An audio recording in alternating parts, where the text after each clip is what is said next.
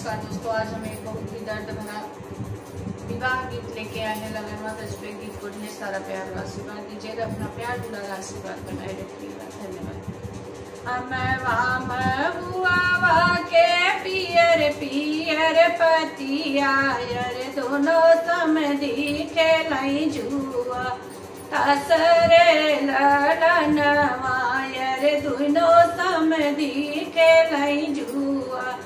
तसरे ललनवा हुआ के पियर पियर पतिया दोनों समधी खेलाई जुआ तसरे ललनवा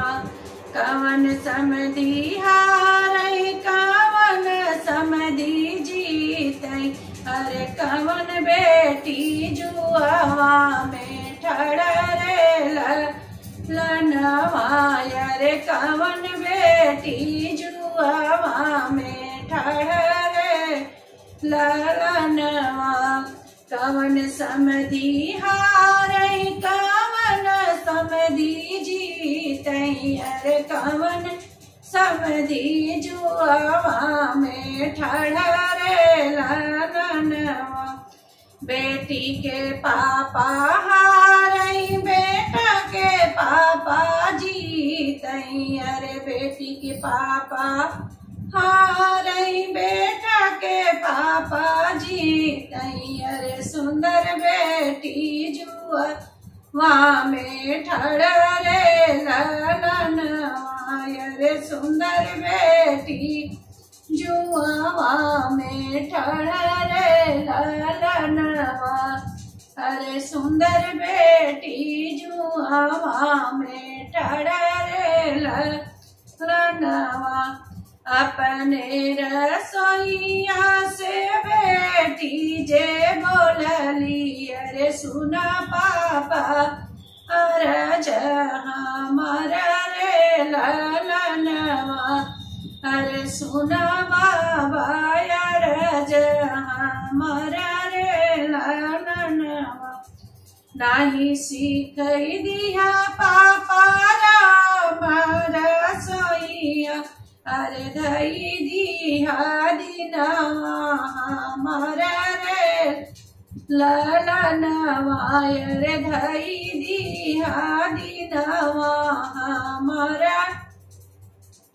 रे ललनवा चाउर देखी बेटी दहन दीहू अरे डाली देखी नमक लगायू रे ललनवा अरे दाल देखी नमक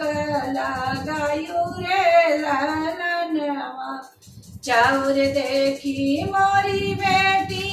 दहन दीहू अरे दाल देखी नमक लगायू रे ललनवा बड़ावा पसाई बेटी सासू के दीहू अरे कियू जेठानिया के मन रे ललनवा मड़वा पसाई बेटी सासू के दीहू अरे कियू जेठानी जी के मन रे ललनवा अमवा हुआ के पियर पियर पतिया अरे दोनों समधी खेलई जुआ तसरे ललनवा।